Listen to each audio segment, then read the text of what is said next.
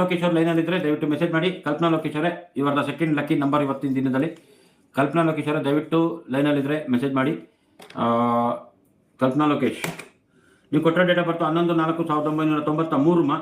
So ಇದು ಯಾರ್ದು ಅಂತ ತಿಳ್ಕೊಬೋದಮ್ಮ? ಕಲ್ಪನಾ ಲೋಕೇಶ್ ಅವರೇ, ಇದು ಯಾರ್ದು ಡೇಟ್ ಆಫ್ ಬರ್ತ್ ಅಂತ ತಿಳ್ಕೊಬೋದಾ? 11/4/1993 ನೀವು ಕೊಟ್ಟರೆ ಡೇಟ್ ಆಫ್ ಬರ್ತು. ಜನ್ಮಸಂಖ್ಯೆ 2 4 4 8 9 10. ಇದು ಯಾರ್ದು? ಇದು ಡೇಟ್ ಆಫ್ ಬರ್ತ್ ಯಾರ್ದು ನೀವು ಕೊಟ್ಟರು? 4 4 8 9 10 10 ಅಂತಂದರೆ 1 ಬರುತ್ತೆ. 1 2 1 3. ಮೈ ಸನ್, ಎಸ್, ಮಲ್ಟಿ ಟ್ಯಾಲೆಂಟೆಡ್ ಪರ್ಸನ್ ಇದ್ದಾನಮ್ಮ. ಬೇರೆ ತೋರಿಸಿದ್ರೆ ಇಡೀ ಅರ್ಥಾನುವಂಥ ಕೆಪಾಸಿಟಿ ಇದೆ. ಎಜುಕೇಷನಲ್ಲಿ ಅವನು 6 ಇರಲ್ಲ 3 ಇಳಿಯಲ್ಲ, ಟಾಪ್ ಬರಲ್ಲ, ಅವನು ಹಂಗಂತ ಡೌನು ಆಗಲ್ಲ. ಬ್ಯಾಂಕ್ ಬೆಂಚ್ ಇರೋಲ್ಲ, ಫ್ರಂಟ್ ಬೆಂಚ್ ಇರಲ್ಲ, ಸೆಂಟ್ರಲ್ಲಿ ಇರ್ತಾನೆ ಅವನು ಯಾವಾಗಲೂ. ಕಾಲೇಜಲ್ಲಿ ಸ್ಕೂಲಲ್ಲಿ ಕೂತ್ಕೊಳ್ಳೋದು ಕೂಡ ಸೆಂಟ್ರಲ್ಲೇ ಕೂತಿರ್ತಾನೆ. ಮಲ್ಟಿ ಟ್ಯಾಲೆಂಟೆಡ್ ಪರ್ಸನ್ ಇದ್ದಾನಮ್ಮ. ಲೀಡರ್ಶಿಪ್ ಕ್ವಾಲಿಟಿ ತುಂಬ ಚೆನ್ನಾಗಿದೆ. ಅವ್ನು ಗ್ಯಾಂಗ್ನ ಮೇಂಟೈನ್ ಮಾಡೋ ಕೆಪಾಸಿಟಿ ಇದೆ. ಒಂದು ಕ್ರೌಡ್ನ ಕಂಟ್ರೋಲ್ ಮಾಡೋ ಕೆಪಾಸಿಟಿ ಇದೆ.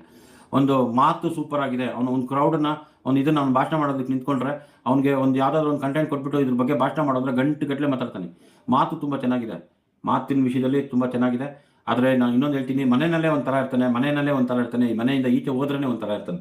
ಅವ್ನು ಕಾಲೇಜು ಅವ್ನ ಫ್ರೆಂಡ್ ಸರ್ಕಲಲ್ಲಿ ಹೇಳಿದಾಗ ಬೇರೆ ಥರನೇ ಇರ್ತಾನೆ, ನಿಮ್ಮ ಹತ್ರ ಬಂದಾಗ ಬೇರೆ ಥರನೇ ಇರ್ತಾನೆ. ಅವ್ನು ಎಲ್ಲಿ ಯಾವ ಥರ ಯಾರ ಹತ್ರ ಹೇಗಿರಬೇಕು, ಹೇಗೆ ಮಾತಾಡಬೇಕು, ಯಾರ ಹತ್ರ ಹೇಗೆ ಮಾತಾಡಿದ್ರೆ ಹೇಗಿರುತ್ತೆ ಎಲ್ಲ ತುಂಬ ಚೆನ್ನಾಗಿ ಗೊತ್ತಿದೆಯಮ್ಮ ಅವನಿಗೆ.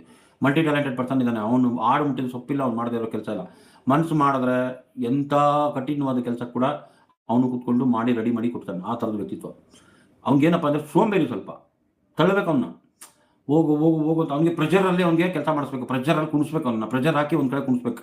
ಅವನು ಒಂದು ಕಡೆ ಕುರ್ಚಿ ಮೇಲೆ ಕುಣಿಸ್ಬೇಕು ಅಂತಂದರೆ ಪ್ರೆಷರ್ ಹಾಕ್ಬೇಕು. ಆ ಪ್ರೆಷರ್ ಇದ್ರೇ ಅವನು ಹೋಗಿ ಕೂತ್ಕೊಳ್ಳೋದು. ಮತ್ತು ಸ್ವಲ್ಪ ಹೊಗಳಿಕೆಗೆ ಬಿದ್ದೋಗ್ಬಿಡ್ತಾನೆ. ಅಂದರೆ ಇವನ್ನೇನಾದರೂ ಹೊಗಳಿದ್ದಾರೆ ಅಂದರೆ ಸರೆಂಡರ್ ಆಗಿಬಿಡ್ತಾನೆ. ಯಾರಾದರೂ ಸರಿ ಹೊಗಳಿದ್ರೆ ಅವನು ಅಟ್ಟಕ್ಕೆ ಇರೋದು ಇದು ಮಾಡೋದು ತುಂಬ ಜನ ಮಾಡ್ತಿರ್ತಾನೆ. ಆಮೇಲೆ ಸ್ವಲ್ಪ ಸ್ವಾಭಿಮಾನ ಕೂಡ ಜಾಸ್ತಿನೇ ಇದೆ ಅವನಿಗೆ. ಸ್ವಾಭಿಮಾನದಲ್ಲಿ ಆಮೇಲೆ ಕೋಪ ಅಂದರೆ ಅವನು ಹೆಂಗೆ ಅಂದರೆ ಅವ್ನ ಫ್ರೆಂಡ್ ಸರ್ಕಲಲ್ಲಿ ಅವ್ನು ಯಾರನ್ನೂ ಬಿಟ್ಕೊಡೋದಕ್ಕೆ ಇಷ್ಟಪಡಲ್ಲ.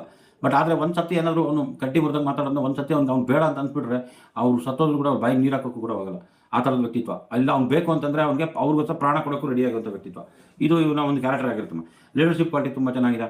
ಸೊ ಹಂಗಾಗಿ ರಾಜನಾಗಿ ಬದುಕ್ತಾನೆ, ಅದರಲ್ಲಿ ಎರಡು ಮಾತಿಲ್ಲ. ಅಮ್ಮ ಇವನ್ನೆಲ್ಲೇ ಹೋದ್ರು ಅನ್ನಕ್ಕೆ ಬರೋಲ್ಲಮ್ಮ.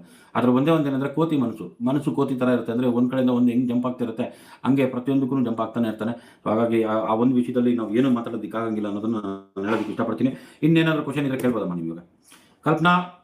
ಕಲ್ಪನಾ ಲೋಕೇಶ್ ಅವರೇ ದಯವಿಟ್ಟು ಏನಾದರೂ ಕ್ವಶನ್ ಇದ್ರೆ ಕೇಳ್ಬೋದು. ನೆಕ್ಸ್ಟ್ ಲಕ್ಕಿ ಡಿಪ್ ನಂಬರ್ 3ನೇ ನಂಬರ್ನ ನಾನು ತೆಗಿತಾ ಇದ್ದೀನಿ. ಇವ್ರದ್ದು ಕ್ವಶನ್ ಕೇಳಿದ ತಕ್ಷಣ ವೆಯ್ಟ್ ಮಾಡಿ, ದಯವಿಟ್ಟು ಯಾರ್ದು ಬರ್ಬೋದು ಅನ್ನೋದನ್ನ ನೀವೇ ಹೇಳಿ. ಯಾರ್ದು ಬರ್ಬೋದು ನೆಕ್ಸ್ಟ್ ಲಕ್ಕಿ ಡಿಪ್ ನಂಬರ್?